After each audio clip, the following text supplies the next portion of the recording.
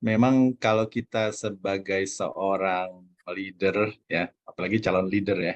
Dan ini sebenarnya materinya tadi Pak Putra sudah menjelaskan bukan cuma untuk kita yang bekerja sebagai pimpinan ya atau calon pimpinan juga bisa kita terapkan juga di keluarga kita gitu kan. Karena hadirnya kita kan sebagai seorang pemimpin gitu. Eh, saya di Telkomsel hampir sekitar 26 tahun ya. 13 tahunnya saya sebagai general manager di Telkomsel. Kemudian terakhir saya diamanahin sebagai komisaris di Kisel Group ya 3,5 tahun. Jadi apa namanya ya biasalah menghadapi anak buah yang macam-macam gitu kan. Nah mudah-mudahan dengan sharing ini bisa bermanfaat buat Bapak Ibu semua. Ya, oke. Karena waktunya cuma 2,5 jam, biasanya saya ngasih training hampir 1 harian, ada role play dan segala macam ya. Tapi Ya. di sini kita kompres jadi sekitar 2,5 jam ya. Silakan bagi Bapak Ibu yang ingin bertanya. Jadi di sini saya bagi 2 sesi yang mudah-mudahan waktunya saya coba pasin lah gitu kan. Kita akan belajar bagaimana komunikasi, kemudian membangun komunikasi, terus ada beberapa kesalahan komunikasi, komunikator kayak gimana, terus karakter kita, terus konflik, ya, termasuk juga hal-hal yang baik. Nah, di sesi yang 3 menit berikutnya nanti kita akan ngebahas tipe-tipe orang ini, ya, tipe-tipe karyawan gitu kan, tim gitu kan. Terus saya akan ngasih ramuan, ya, ramuannya bukan ramuan jamu ya, Pak Putra dan teman-teman ya. Siap. Jadi seperti itu, terus pola hidupnya kita kayak gimana, terus mengambil keputusan, termasuk juga speak with data, ya seperti itu. Dan yang terakhir kita akan ngebahas win-win solution nih, seperti itu. Pak Choi, izin Ya, Pak. ya, Telkomsel itu nggak hanya di Jakarta ya Pak ya? Ada di beberapa ya, provinsi Pak? ya. Saya pernah juga jadi GM di Jawa Tengah, Jogja. Oke. Dulu dulu saya waktu jadi GM, Pak Jokowi masih wali kota Solo itu. Wah, luar biasa. Ya, Jadi teman saya ngopi ya Pak ya, teman ngopi. ngopi. Ya kayak Oke. gitu.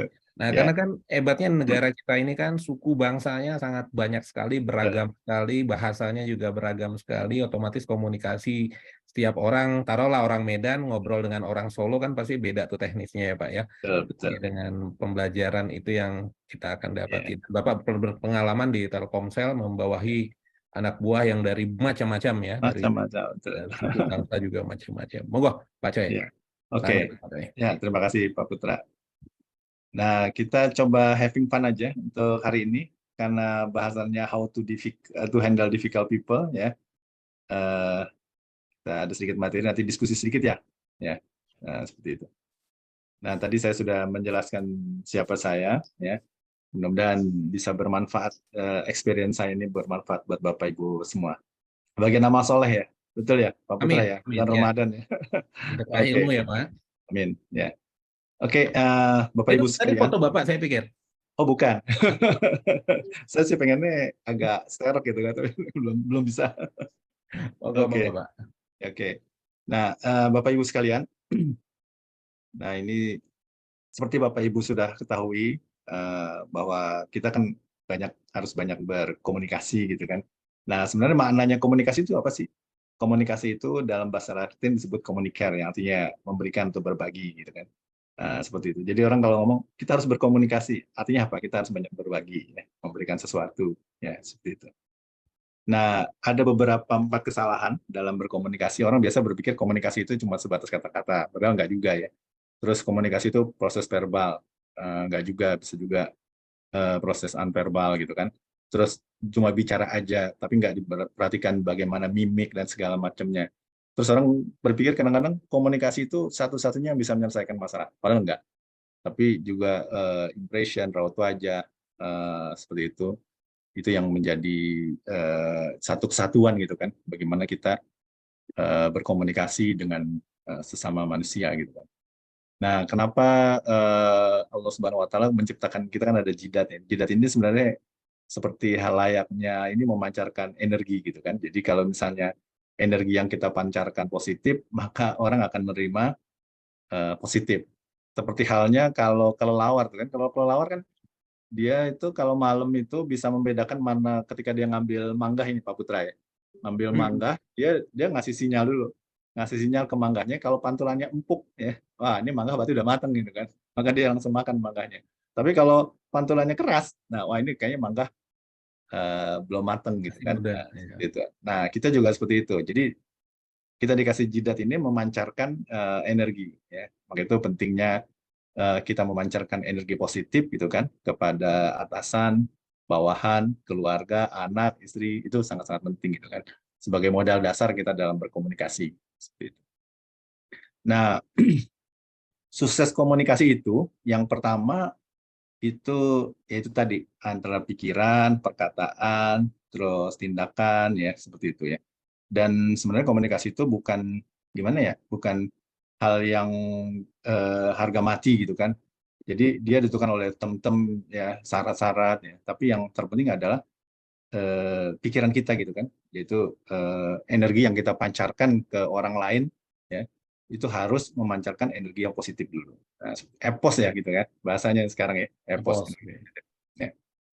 Nah, Plato menggambarkan ada 3 jenis komunikator sebagai 3 jenis kekasih. Wah ini kekasih nih Pak Putra ya. Yang pertama itu kekasih yang jahat, ya. Kekasih yang netral dan kekasih yang baik. Nah, ini penting nih. Kalau kita berkomunikasi kepada sesama kita, ya, kita harus menggunakan yang mana ini, ya? Apakah kita jadi sebagai kekasih yang jahat, kekasih yang netral, atau kekasih yang baik, gitu kan?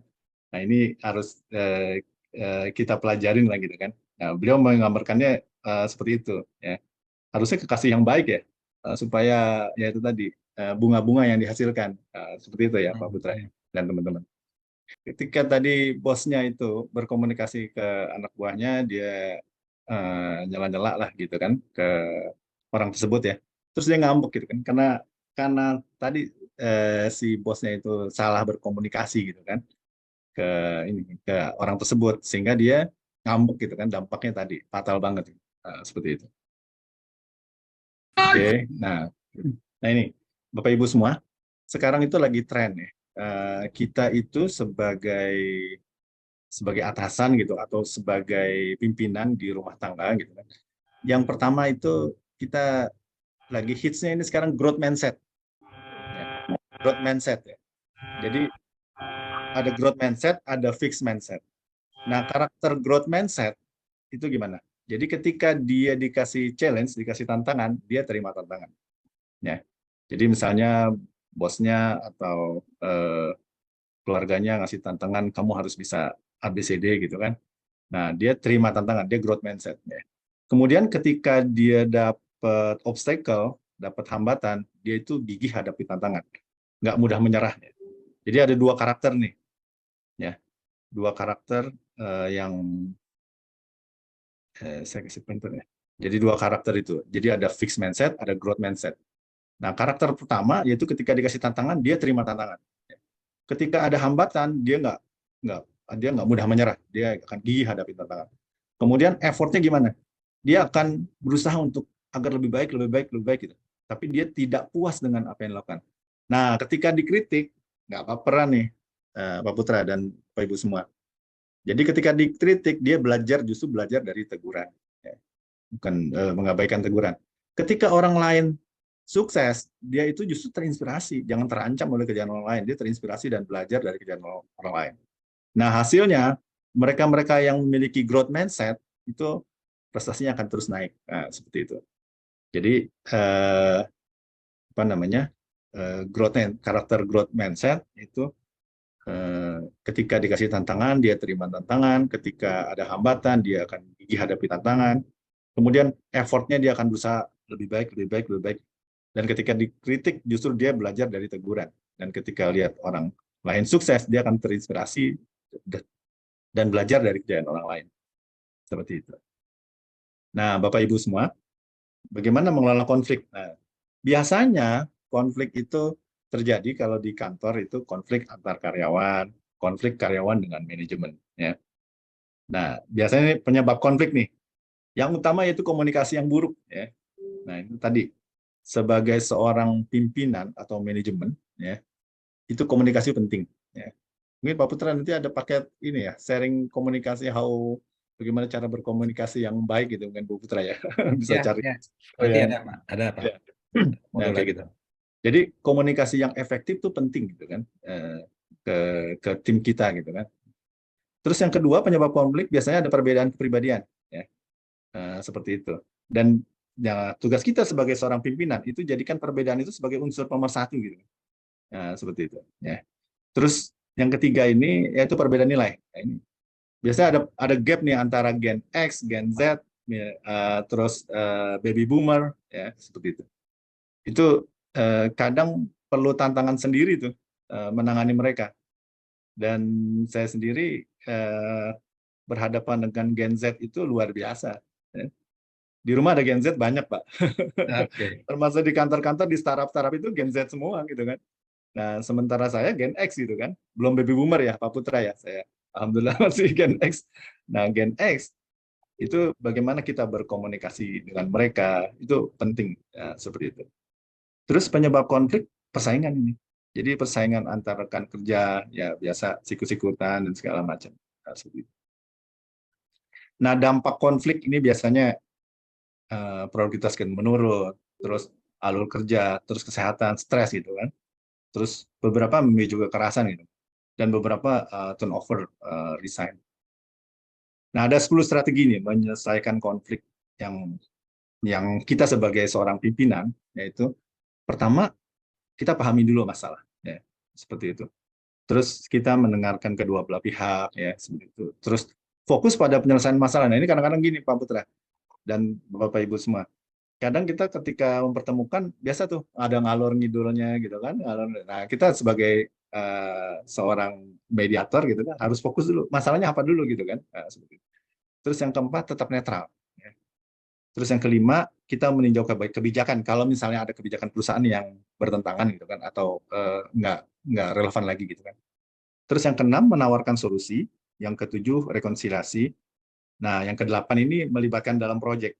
Biasanya ketika terjadi konflik A, B, si A dengan si B, nah, kita supaya mendamaikan mereka itu, kita gabungkan mereka dalam satu proyek gitu kan. Nah, seperti itu. Terus yang kesembilan, nah kita sebagai seorang pimpinan itu mencatat. Jadi mencatat dalam database, oh dia pernah punya problem ABCD. Tujuannya apa? Tujuannya nanti buat mereview atau melakukan improvement terhadap karyawan tersebut. Yang ke-10, memberikan contoh. Ya, seperti itu. Jadi ada 10 strategi untuk menyelesaikan konflik, yaitu memahami masalah, mendengarkan kedua belah pihak, kemudian fokus pada penyelesaian masalah, tetap netral, meninjau kebijakan jika diperlukan, kemudian menawarkan solusi, rekonsiliasi, kemudian involve mereka, melibatkan mereka dalam proyek, terus kita catat dalam database dan memberikan contoh. Nah, Bapak Ibu semua, Pak Putra, ada 5 hal penting yang kita merubah kebiasaan kita jadi lebih baik sebagai seorang pimpinan, gitu kan. Yang pertama, motivasi itu penting, Pak. Jadi motivasi kayak kita nih mengadakan sharing session itu yang utama motivasinya dulu.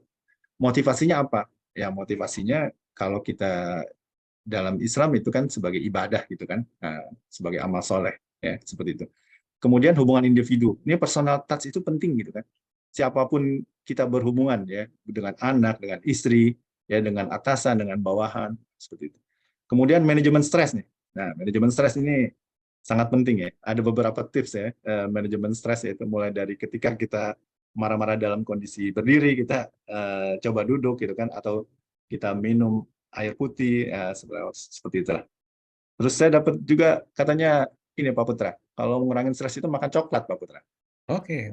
Iya, makan coklat karena rupanya mengandung gula-gula itu penghasil enzim endorfin kebahagiaan. Siap. Cuma kalau kebanyakan gula nggak bagus juga ya Pak Putra, bisa diabetes ya. Iya. Ya, ya kayak gitu. Jadi manajemen stres ya. Terus kerja tim, biasakan juga kita melibatkan tim kita itu dalam kerja tim. Kan. Nah, kepemimpinan kita sebagai seorang leader harus bisa memayungi mereka. Seperti itu. Nah, Pak Putra, ini saya ini quiz nanti gimana nih Pak Putra? Jawabnya di chat aja kali ya. Boleh yang cepat-cepatan Pak di Oh, ya, dan chat. cepet-cepetan ya. Ah, Nah, mungkin Bapak Ibu apa arti komunikasi? Ya, bisa chat ya. Oke, teman-teman tolong dibantu apa arti komunikasi ya. Nanti akan dipilih jawaban yang terbaik. Oh, udah mulai Ya. nih. Silakan ditulis di chat masing-masing. Ya. Terus yang kedua soalnya nih, sebutkan 2 karakter growth mindset. Nah, Oke. Harus yang kedua, Pak. Ini teman-teman baru jawab yang satu dulu, Pak. oh yang satu dulu. Oh ya Nah, boleh, oke. boleh, boleh. Yang satu dulu. Oke. Ngobrol 2 arah nih. Dari Ya. Oke, saya coba baca ini ya, Pak, yang udah ada di boleh. chat. Dari Pak Malvin. Wah, ini panjang sekali jawabannya. Jangan-jangan kopas nih dari Google. Tapi enggak, Pak Malvin kayaknya udah luar biasa. Pak Malvin jawab, ilmu yang sangat related dengan kegiatan saya saat ini dalam memimpin dan membangun perusahaan jasa konstruksi yang kompleks dan butuh manajemen konflik. Wah, dari Pak Malvin nih, Pak. Luar biasa. Kira-kira gimana, Pak, jawabannya, Pak Choi? Wah, oke, bagus banget ini. Oke, dan Jadi lengkap ya, Pak ya? lengkap. Oke, kemudian dari Pak Budi Aji, wah ini teman saya ini, menyampaikan pesan dari suatu ke yang lainnya, Pak. Dari satu ke yang lainnya. Jawabannya seperti itu. Kalau Mbak Kansa dari Bandung nih, komuniker apa ya tadi? Oh, ini tanda tanya atau bertanya atau gimana nih Mbak Kansa? Oke, nanti coba dikomunikasikan. Kemudian kalau Pak Panji berbagi info, komunikasi itu adalah berbagi info. Kalau Pak Nasir itu menyampaikan atau memberi ide. Kalau Pak Ence itu mengobrol 2 arah, itu disebut dengan komunikasi. Mbak Sita jawabnya komunikasi itu saling berbagi, Pak. Kemudian kalau Pak Said itu pembicaraan 2 arah, dan Mbak Nea komunikasi adalah kunci. Ya, kunci atau Kunci. kunci. Oke. Mbak Dea ini luar biasa. Mbak Kansa lagi berbagi, dan ada Mbak Anissa itu komunikasi interaksi 2 arah. Kemudian dari Mbak Dini itu berbagi ide. Pak Febri atau Mas Febri atau Mbak Febri ini komunikasi dari bahasa Latin memberikan artinya. Kemudian dari Pak Melvin lagi itu adalah sebuah proses untuk saling terhubung. Itu dulu Pak, banyak sekali yang teman-temannya jawab. Kira-kira siapa yang paling lengkap nih jawabannya Pak? Silakan Pak Choi. Oke, terima kasih. Jadi yaitu seperti yang sudah jelaskan, komunikasi itu berbagi ya. Berbagi ini lumayan banyak ini, luar Banyak nih biasa. Pak, 3.300 nih kalau saya lihat chatnya. Masya Allah. Ya, mungkin nanti kali pilih kali yang terbaiknya yang mana ini. Saya semuanya bagus semua ini Pak Novi, Pak Putra. Siap Pak, siap. Oke. Oke, yang kedua mungkin ini sambil kita refresh aja gitu kan, supaya lebih dinamik lah kita diskusinya. Sebutkan 2 karakter growth mindset. Silakan Bapak Ibu, 2 karakter growth mindset. Wow, ini Bu Indah nih, challenge, menerima tantangan, effort, berusaha agar lebih baik. Wow. Ya, Oke, Bapak Ibu silakan. Dokter Ratna juga udah jawab tuh Pak, challenge, terima tantangan, kemudian ada effort, obstacle, gigi hadapi tantangan. Tidak mudah menyerah. Oke. Ya. Jadi growth mindset ini sekarang lagi hype nih. Karena biar gimana juga kita itu, baik kita sebagai pimpinan, sebagai ayah, atau sebagai pimpinan kita di organisasi, itu penting banget gitu kan. Jadi nggak bisa jalan itu kalau nggak growth mindset gitu kan. Seperti itu. Dan ini penting juga kalau dalam bisnis juga harus growth mindset gitu kan. Supaya kita improve terus. Kalau di Jepang itu namanya Genba Kaizen ya. Ya. Oke, Genba ya Pak ya. Improvement every day gitu kan. Seperti itu. Oke, ini lumayan banyak dari Mbak Frida, menerima tantangan, menerima kritik untuk perbaikan kritik. Biasa kalau dikritik itu baper ya. Anak-anak sekarang bilang baper ya. Baperan gitu kan. Nah, ini dia berarti kalau baperan itu belum growth mindset, masih fixed mindset. Gitu. Oke. Seperti itu. Jadi apapun itu yang positif, kemudian dalam rangka improvement itu bisa masuk kategori growth mindset ya, Pak Choi. Bisa. Dan memang kadang merubah menjadi growth mindset itu perlu waktu. Kalau orang bilang apa namanya perlu 40 waktu kebiasaan ya. Jadi di ke-41-nya baru jadi habit gitu kan. Nah, seperti itu. Ya. Oke, banyak sekali nih Pak, ada 30 banyak. Wah, 3.000 chat yang masuk mengenai growth mindset. Oke. Rata-rata benar semua Pak, karena positif yang saya baca. Lanjut. Mantap. Oke, nah nomor 3 yaitu sebutkan 1 kesalahpahaman dalam komunikasi. Kesalahpahaman dalam komunikasi. Biasanya yaitu ini ada dari Mbak Vidi, kesalahan dari komunikasi itu intonasi nada di awal pembicaraan. Kalau nada di awal sudah tinggi, maka seterusnya sudah tidak enak, tidak satu frekuensi. Ya, seperti itu. Pak Maftuhin Ahmad nih, mimik tidak tepat ya, betul, Pak. Ya. Oke. Jadi ini penting nih kayak tadi ya antara atasan dan bawahan ya ketika dia nyuruh megang itu apa? Tripleknya itu. Ya, Ya, dia papan. marah-marahin gitu. Dia marah-marahin dan dia menghina ibunya itu. Kalau dari itu, dia menghina Bahasanya. ibunya. Bahasanya menghina ibunya. Jadi dia, nah itu fatal sekali gitu. Dia jadi Makanya, tersulut ya, Pak ya. betul.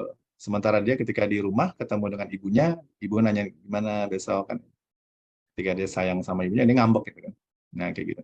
Akhirnya tidur aja ya, Pak. Tidur aja, mau nampaknya fatal sekali gitu ya. Nah, oke. Terus mungkin kita lanjut ya. Not only word. Nah, ini benar. Not only word, Pak Muhammad Nasir Ciledug. Ya. Apa mimik, postur tubuh gitu kan, Bahasa raut wajah tubuh, gitu kan. Itu sangat penting gitu dalam komunikasi. Ya. ekspresi wajah ya, Pak ya. Betul, betul, Pak. Siap. Oke, Oke, kita bahasa tubuh. lanjut ke nomor 4 ya. Sebutkan dua strategi menyelesaikan konflik karyawan. Dua Dua strategi strategi menyelesaikan menyelesaikan konflik karyawan. konflik karyawan. Nah, ini Pak Ivan dari Banyuwangi mentoring dan coaching. Oke. Terus coaching counseling. Ya. Saya Motivasi. saya biasa menyelesaikan konflik karyawan itu ngajak makan bareng, Pak. Oke. Ya, makan barengnya nggak harus di restoran yang mahal karena kita cuma makan bakso bareng gitu di depan kantor gitu kan, atau makan somai bareng gitu kan. Itu kadang-kadang bikin cair semuanya gitu kan, seperti itu. Oke, wah pahami masalah tetap netral lah ini penting. Ya, kita Konseling, sering jawabannya ngopi banyak. bareng, ngopi Ngopi bareng. bareng, wah betul tuh. Atau buka bareng ya. Buka bareng. Kalau nggak bareng. Ini ngomong makanan ini. Oke, Buka bersama. netral. Oh, menjadi pendengar. Nah, ini penting, Pak. Jadi Mas Rizka ini, Rizka atau Mas Itu atau Mbak? bagus, Pak. Nah. Cairkan uang lemburan katanya, Pak. Ya, ya menjadi pendengar ya. Jadi pasang telinga yang besar. Nah, yang kelima nih terakhir. Sebutkan dua hal baik yang akan Bapak Ibu lakukan menghadapi karyawan susah diatur. Nah, Dua dua hal hal baik. baik yang harus dilakukan menghadapi karyawan yang susah diatur. Nah, karyawan atau punya anak yang susah diatur nih. Nah, Ya, ya. Ini ada refreshing bareng, saling tukar pikiran. tukar-tukaran. Stick and carrot. Apa ini Mas Pak Budi? Stick and carrot. Nah, Pak Budi Haji harus dijawab tuh Pak Budi Haji nanti. Oke. Dan carrot. Atau Pak Budi Oke. Haji bisa unmute Pak Budi. Sharing. Ya, Pak. Ya, stick and carrot Pak. Ya, Silakan reward and Pak. punishment, Pak. Hmm. Silakan Pak Bud. Ya, stick and carrot itu sama dengan reward and punishment, Pak. Siap. Oke. Oke. Ya, itu aja, Pak. Terima kasih. Oke. Thank Thank you you. Pak. Iya, Pak. Pak Budi Haji ini dari Pertamina Group ini Pak. Oke. Nah, personal touch ini. Saya terus terang aja selama jadi general manager 13 tahun dan jadi manajer 4 tahun saya. Jadi manajer 4 tahun kemudian diminta perusahaan untuk jadi general manager. Itu personal touch itu jadi andalan saya gitu. Jadi walaupun effortnya kita harus misalnya kita punya karyawan agak sedikit banyak, kita harus jadwalkan gitu. Hari ini saya jalan bareng si A, si B, si C gitu kan. Nah, Oke. seperti itu. Personal touch dengan teknologi juga bisa dengan Bisa, Japri WA gitu bisa ya Pak? bisa. Nah, terutama itu, saya punya list karyawan saya itu ini tanggal lahirnya dia. Oke. Ulang Jadi tahun ya. walaupun perusahaan punya ini, ya kalau perlu kita jadi orang pertama pagi-pagi yang nge-WA tim kita gitu kan. Ya. Luar Happy biasa. birthday ya kayak gitulah. Luar biasa. Oke. Oke. Luar biasa. Oke, banyak Pak jawabannya nih. Ada Luar biasa nih. 4.400 tag yang masuk. Oke. Thank you teman-teman yang udah ngechat. Oke. Ya. Oke, Pak. Lanjut Pak Coy. Ya, lanjut.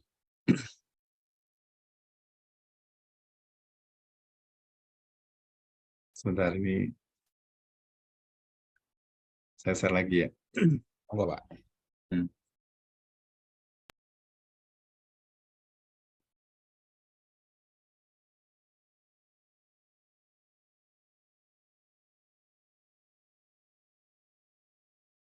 Oke, nah sekarang kita masuk di Sesi sesi 2 ya. berikutnya nih. Nah, sesi 2 ini.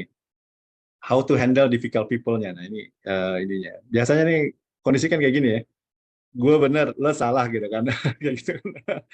Nah, ini luar biasa nih. Memang kita eh, banyak orang bilang sukses bisnis itu 4P ya. Apa product, place, price ya. Terakhir people gitu kan. Kalau saya sukses bisnis itu 4P itu people, people, people, people, Pak. Ya, seperti itu. Pak Putra dan Ya, Bapak-bapak Ibu sekalian ya. Jadi memang memanage people itu ya kalau orang Jawa bilang ngowongke gitu, harus ngowongke gitu lah. Ya. Nah, nah ini Bapak Ibu. Jadi apa itu orang yang sulit diatur? Biasanya orang yang cenderung senang berperilaku negatif gitu kan. Nah, ini ada 10 tipe nih, Pak. 10 tipe orang yang sulit diatur. Yang pertama itu penggertak ya. Terus yang kedua ya selalu mengeluh gitu kan. Terus yang ketiga dia selalu menunda pekerjaan. Terus yang keempat sok tahu segalanya gitu kan. Yang kelima pendiam. Ya. Yang keenam itu kubu-kubu sosial, Pak. Ini kubu sosial sosialita nih, Pak. Sosialita. sosialita. Oke, oke. Sosialita. Terus ada juga yang merasa paling ahli. Ya. Nah, ini ada karyawan baru nih, karyawan baru itu juga biasanya sulit diatur di awal-awal. Ya. Terus orang yang sensitif. Nah, yang terakhir yang 10 itu manipulator. Nah, kita akan ngebedah satu-satu nih 10 tipe orang yang sulit diatur. Siap, siap. Ya mungkin di antara kita ada yang masuk ke 10 itu gitu kan. Atau saya sendiri masuk di atau Pak Putra kita nggak tahu. Jadi 10 tipe ini ya, mulai dari penggertak, selalu mengeluh, selalu menunda pekerjaan, sok tahu segalanya, pendiam, kubu-kubu sosial atau merasa paling ahli, atau karyawan baru, atau orang yang sensitif atau manipulator. Nah, kita bahas satu-satu ya, Bapak Ibu semua ya, Pak Putra. Siap, Pak. Tipe penggertak. Nah, ini biasanya nih karakternya dia suka mengintimidasi, ya, menyiksa dan menakut-nakuti orang. Nah, bagaimana kita menghadapinya? Ya, ketika dia gertak, jangan gertak balik. Ibaratnya kalau bos saya pernah bilang, ya ini juga sama nih dengan kita suami istri ya. Kalau suami istri juga sama, atau dengan anak dengan orang tua gitu kan. Jadi ketika kita misalnya suami istri, ketika istri kita jadi api, kita jangan jadi api, jadi air. Nah, itu nasihat atasan saya ke saya tuh Pak, ketika saya mau menikah, dia cuma manggil saya Hairudin ke sini. Dia cuma bilangin, ketika kamu menikah, ketika istri kamu jadi api, kamu jangan jadi api, kamu jadi air. Seperti itu. Jadi dan begitu pula kita kan dengan atasan bawahan juga seperti itu gitu ya. Nah, ini ketika bawahan kita gertak, kita jangan gertak balik. Ya, seperti itu. Nah, terus yang kedua cara menghadapinya, cari tahu penyebab dirinya tidak nyaman. Nah, biasanya kalau cari tahu ini macam-macam nih, makanya itu personal touch itu penting gitu kan. Personal touch ya. Dalam setiap kehidupan personal touch itu penting. Walaupun kita harus punya effort lebih ya. Misalnya kita yaitu meluangkan, kalau saya sih bahasa simpelnya makan bakso bareng gitu. Makan bakso bareng akan makan somai. Biasanya kalau kata-kata kan jajanannya itu yang paling ini ya. Makan bakso bareng gitu atau ngopi bareng ya. Bareng lah Pak, ngopi bareng. Ngopi bareng ya sekarang ya, kafe-kafe ya. Kayak gitu. Jadi cari tahu penyebab dirinya tidak nyaman. Nah, biasanya juga kepentingan dia terganggu. Nah, itu. Nah, mungkin ya biasanya kalau dia ada masalah, maka itu tawarkan bantuan. Misalnya dia, keluarganya ada masalah atau segala macamnya ya. Seperti itu. Terus kalau misalnya kita nggak bisa nanganin, maka cari bantuan orang lain untuk menanganinya. Jadi kita harus pakai tangan orang lain. Ya. Misalnya kita nggak bisa nanganin nih anak buah kita yang masalah ini. Kita diskusi sama teman HRD gitu kan. Atau diskusi kita cari teman dekatnya dia siapa. Oh, ternyata si bapak ini gitu kan. Nah, kita tinggal minta tolong ke bapak itu pakai tangan orang lain gitu kan. Jadi seperti itu. Itu kalau tipe penggertak ya. Nah, yang berikutnya tipe penggerutu. Nah, karakternya tuh dia jarang memberikan usulan perbaikan, selalu berpikiran negatif. Pokoknya negatif. Selalu ngeluh ya Pak ya? Ngeluh. Kayak gitu. Nah, bagaimana cara menghadapinya? Dengarkan aja. Jadi ketika dia kita dengarkan dan tidak dikomentari topik yang digerutu. Ya. Nah, ketika dia menggerutu, alihkan ke topik lain. Seperti itu, Pak. Jadi secara psikologis dia akan berubah gitu kan. Jadi jangan disambung ya Pak ya, kalau dia Jangan menggerutu. disambung. Topiknya Ya. jangan disambung. Dia, Ya. ketika dia gerutu, ya kita alihkan ke topik yang lain. Oke. Nah, yang berikutnya, nah ini tipe yang selalu menunda pekerjaan. Nah, tarsok Pak. Ntar besok karakternya suka nunda-nunda kerjaan nih. Baik itu di anak kita, ya nggak, atau di kantor bawahan kita gitu kan. Itu tarsok. Kamu udah selesai, ntar. Suka menunda-nunda pekerjaan, ya. Mengulur-ulur waktu dengan berbagai macam alasan. Nah ini cara menghadapinya gimana? Kita kasih partner, Pak. Ya. Misalnya kita tahu nih, wah ini kayak sudah beberapa kali kita kasih tugas, dia selalu jawabannya belum kelar terus gitu kan, tarsok. Nah, kita cari tim yang lain sebagai partnernya dia. Kalau kita bilang misalnya Budi nih, oh mohon maaf kalau ada yang namanya Budi di sini. Misalnya Budi, kamu ini ada Pak Iwan dampingin kamu ya untuk bantu kamu. Ya, itu penting tuh. Jadi kasih partner untuk controller. Nah, seperti itu. Ya. Jadi kita bahasanya supaya pekerjaan ini jadi cepat selesai gitu kan. Padahal kan sebenarnya sebagai partner itu sebagai controller, tapi kita sudah nge-brief Pak Iwan gitu kan bahwa kita butuh untuk akselerasi percepatan proyek ini kan seperti itu. Nah, kalau Budi biasanya dikasih Wati, Pak. Wati, oh ya, Budi Wati itu kan Ya. pelajaran SD kita tuh, Pak. Budi Wati Iwan. Ya. Nah, fungsi partnernya tadi dia tuh membantu buatin jadwal. Ya, jadwal. Jadi dia apa namanya? Supaya bantu untuk time controller. Nah, seperti itu. Ya. Jadi ini tipe yang selalu menunda pekerjaan. Nah, bagaimana halnya dengan tipe yang serba merasa tahu? Ya. Nah, ini tipe yang merasa tahu karakternya biasanya sok penting sendiri nih, Pak. Ya. So ST nih Pak ya. Oh, ST, extend, kurang sabar, sering lupa, tidak ramah, sering berbuat di luar kebiasaan. Nah, ini penting. Nah, cara menghadapinya gimana, Pak?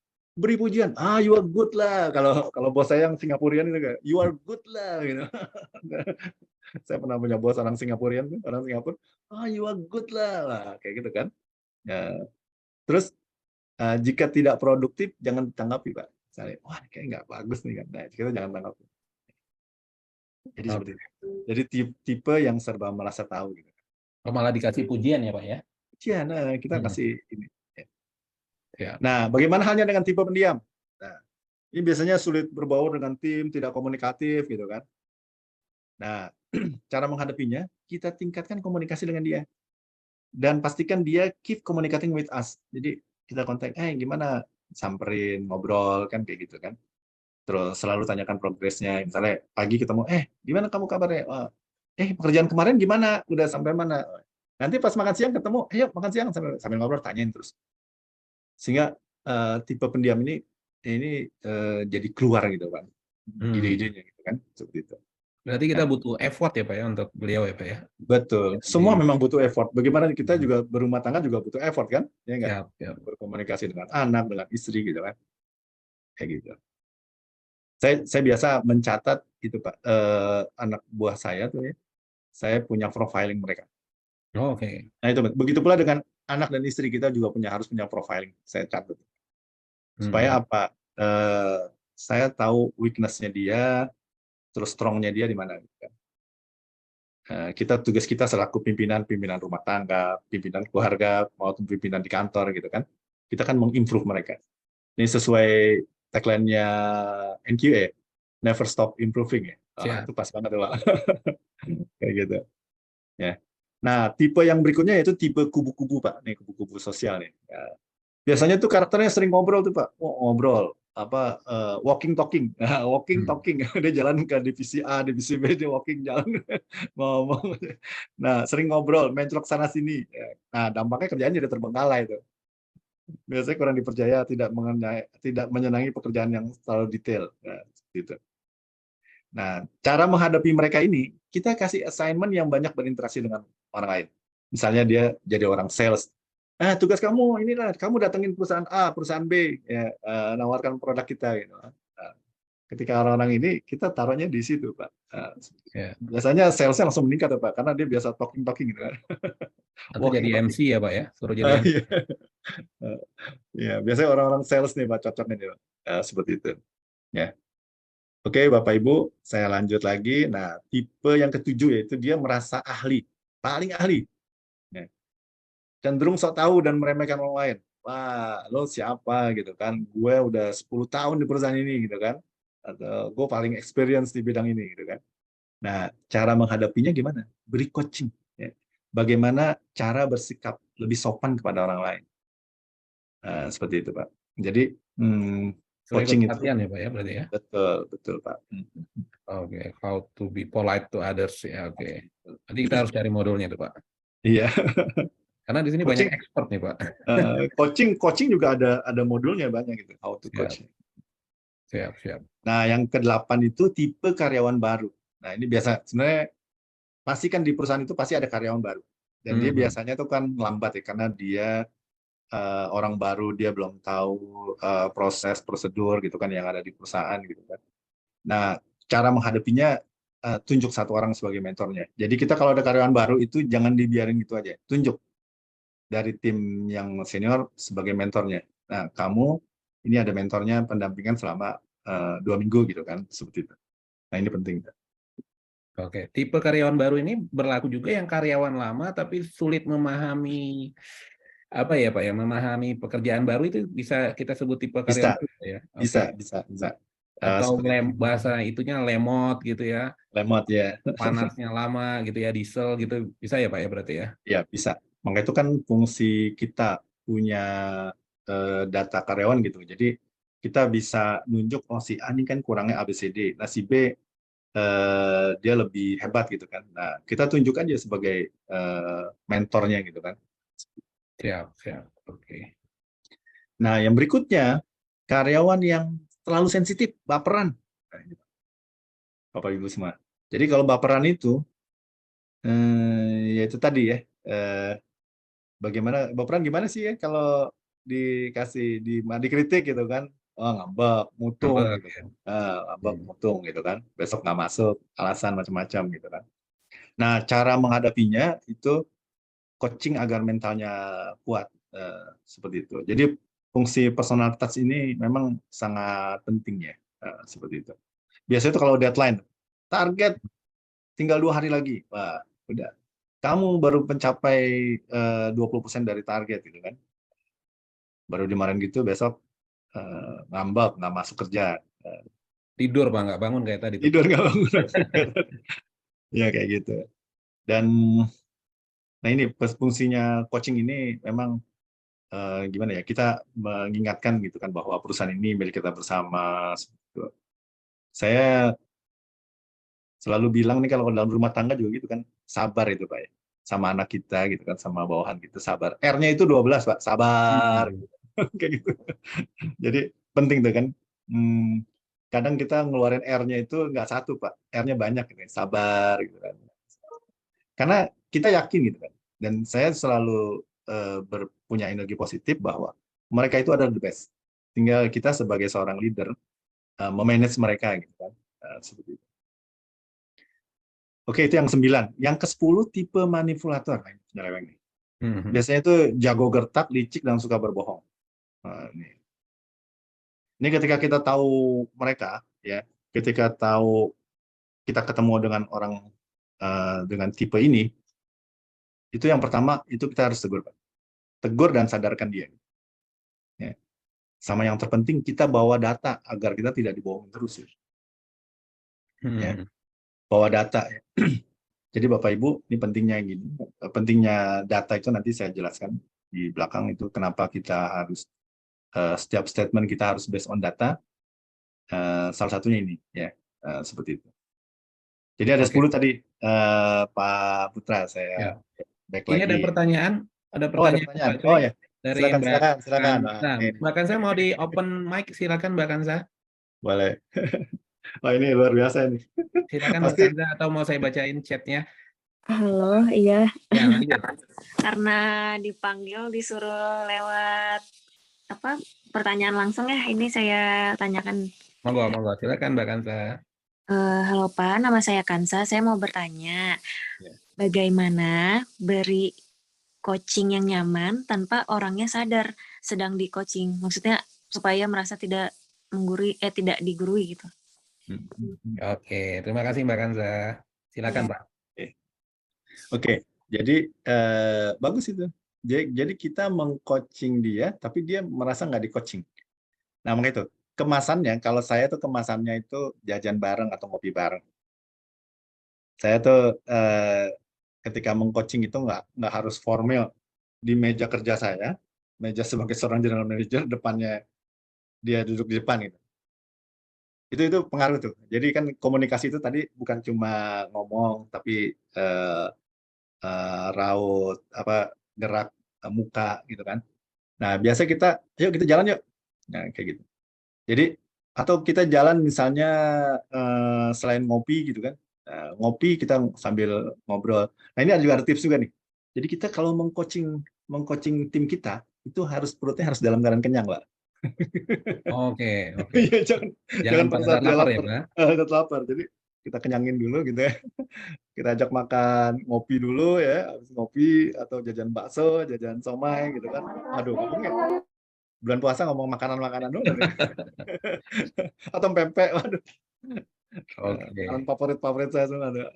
Jadi seperti itu, Mbak siapa tadi? Mbak Kansa, Pak. Mbak Kansa. Kansa. Ya, Mbak kayak Kansa gitu. dari Bandung. Oke. Jadi, ya. Saya mau tambahan Pak. Saya punya teman juga, kebetulan coach juga, dia coach terkenal juga. Dia kalau mentor itu pakai gaming Pak, dengan cara gaming. Jadi orang nggak, ya dengan gaming itu, padahal dia dinilai, dievaluasi, dianalisa dengan bermain.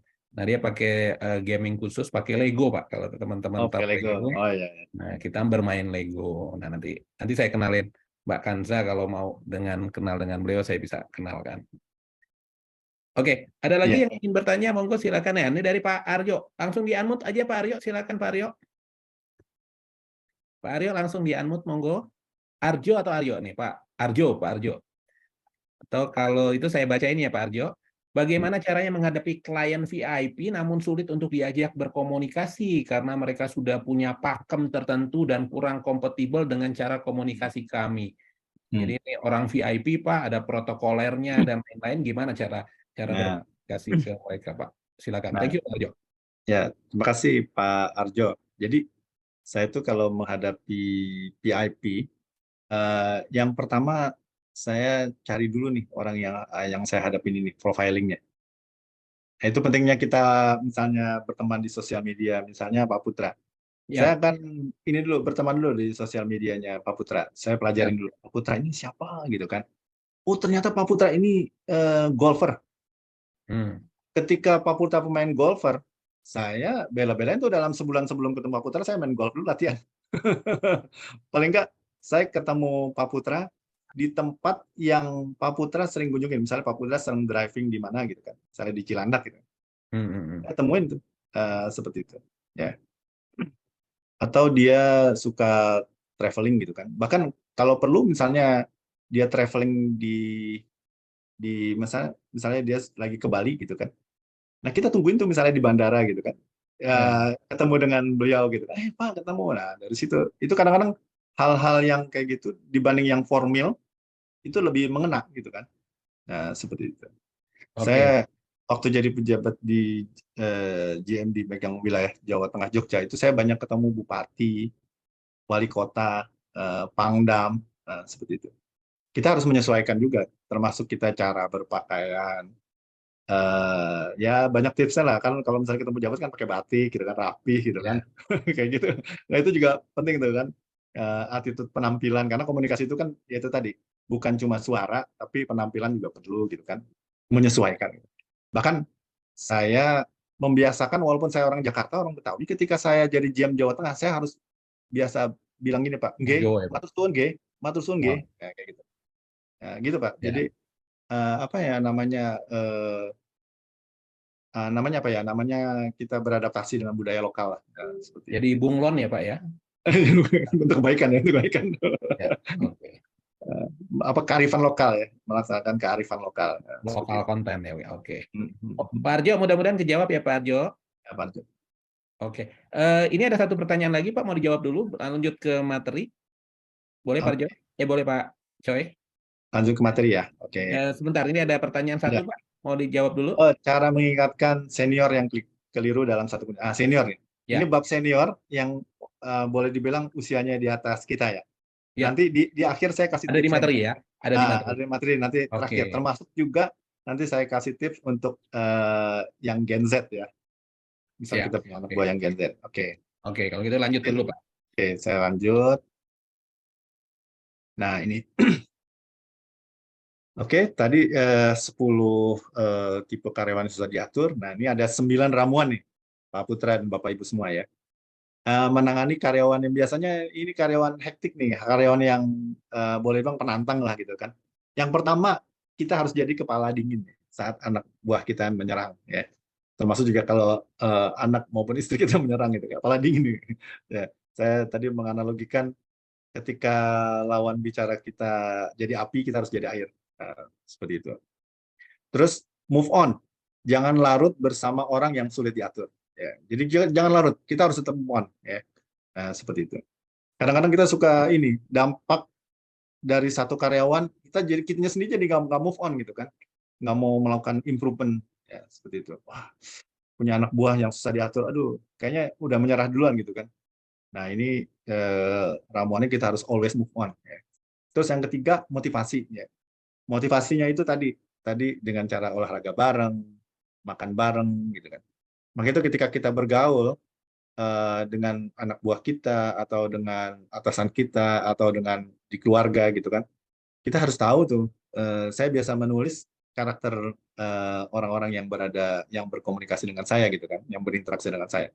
Tujuannya apa? Atau follow IG-nya lah gitu kan, follow ininya supaya kita tahu gitu kan. Saya belum follow nih Pak Putra. Saya belum tahu nih makanan kesukaan Pak Putra apa nih. Biasanya kan kalau di IG biasanya, oh saya suka ini gitu kan, saya suka somai gitu kan. Saya ketika ketemu atau suka mie ayam gitu kan, aduh makanan lagi nih bulan Ramadan ngomongnya makanan terus nih Pak Putra, bikin lapar.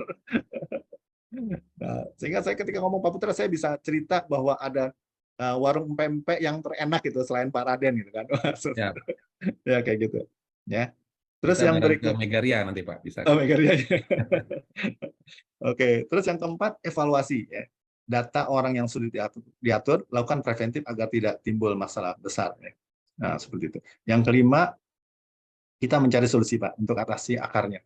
Biasanya 5 why, kenapa ini gitu kan. Ya.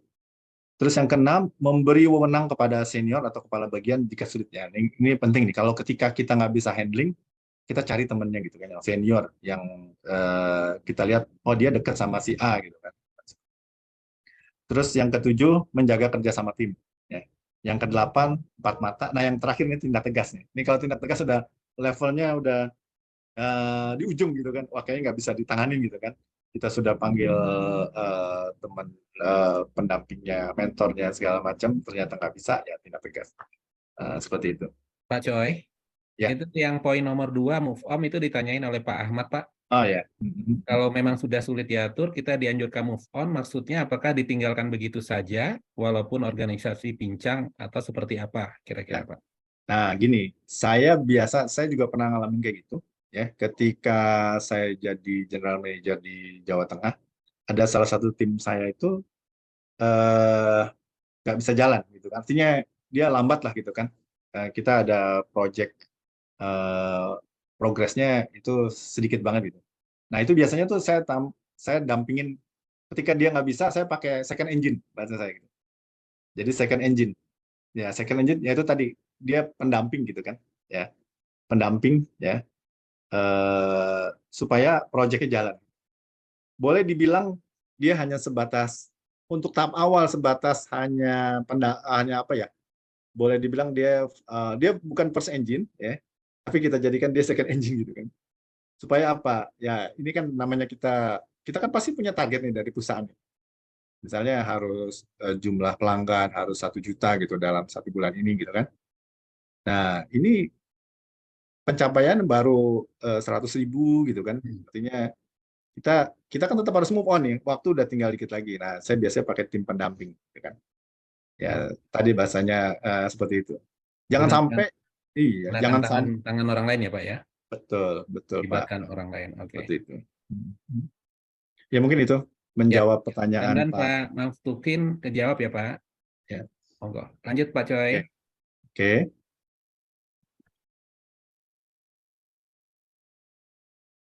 Nah, ini. Slide-nya. Oke. Nah, oke.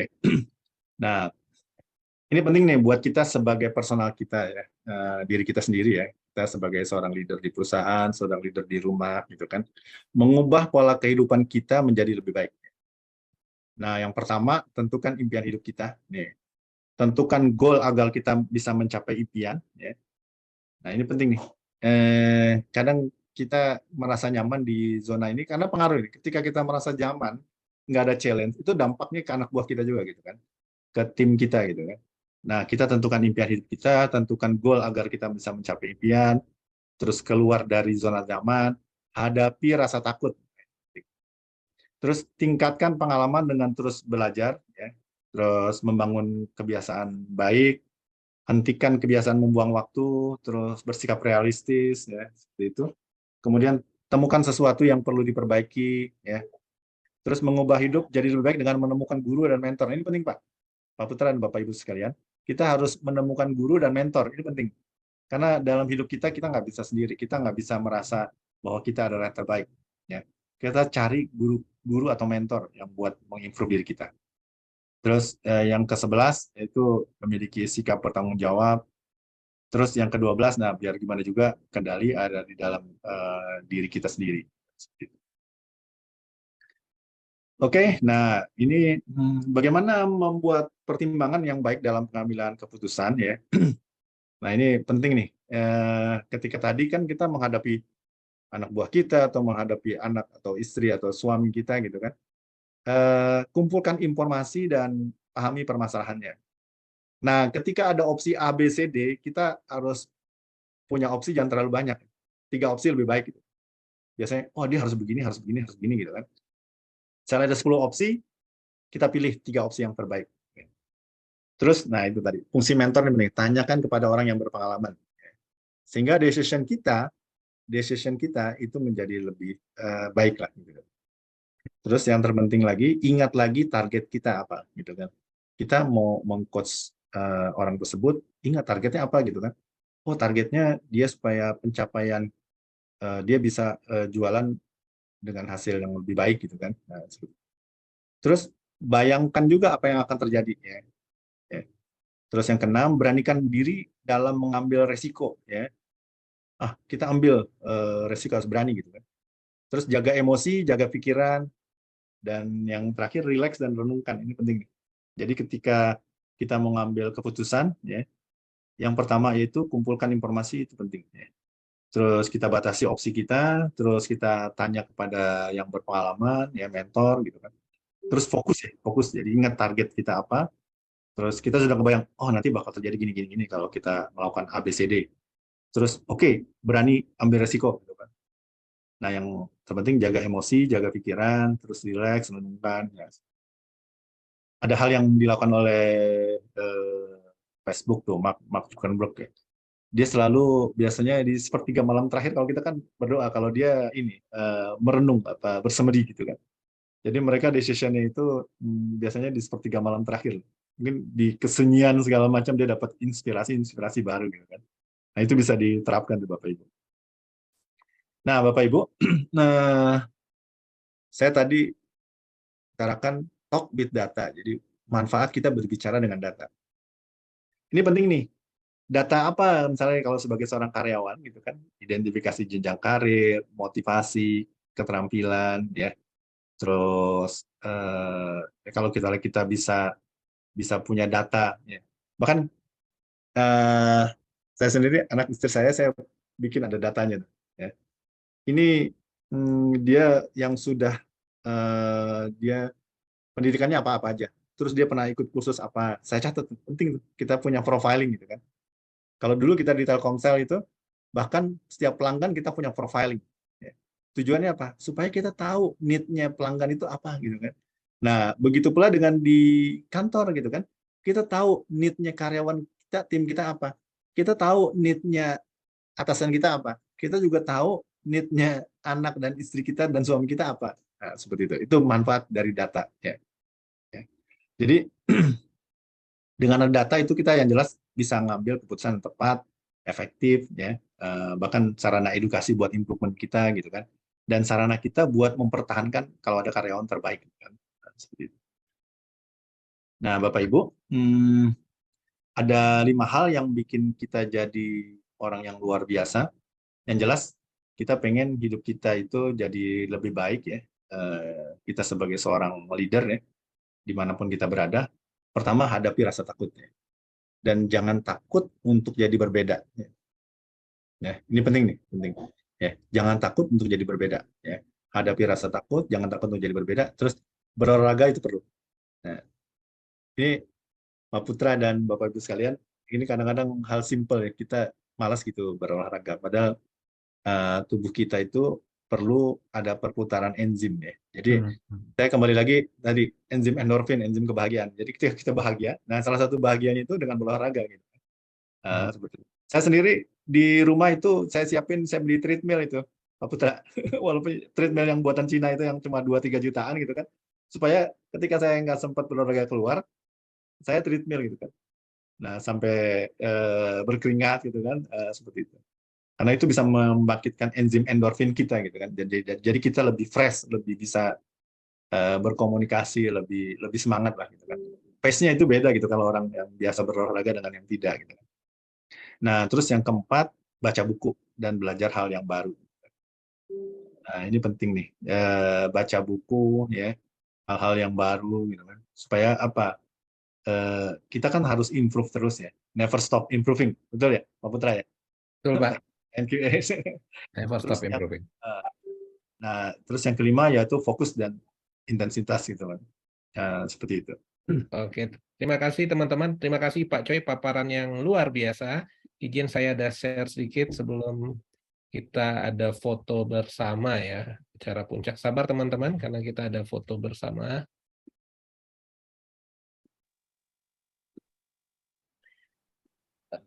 Sekali lagi teman-teman, ini udah full screen ya Pak? Oke. Teman-teman, event yang hari ini gratis alias tidak berbayar, namun sekali lagi bila teman-teman ingin memiliki sertifikat seperti yang di kanan, dan ingin mendapatkan materi yang katanya daging semua tadi, isinya daging semua, dan biar nggak lupa ada oret-oretan, ada catatan di sana untuk dipelajari dalam rangka kita melakukan skill improvement ya, khususnya untuk bagaimana caranya bisa berkomunikasi yang baik ya ke semua level, terutama ke orang-orang yang sulit. Ada materinya yang luar biasa, silakan teman-teman capture fotonya, ada barcode, ada investasi sebesar Rp150.000 untuk mendapatkan sertifikat dan materinya tadi ya.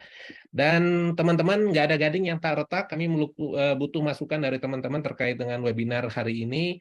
Tolong kasih inputan, masukan, dan lakukan evaluasi di kuesioner yang tersedia. Caranya foto barcode-nya, dan teman-teman akan masuk ke Google Form, dan tolong dijawab Google Form-nya dalam rangka kami melakukan improvement ke depannya. Ya.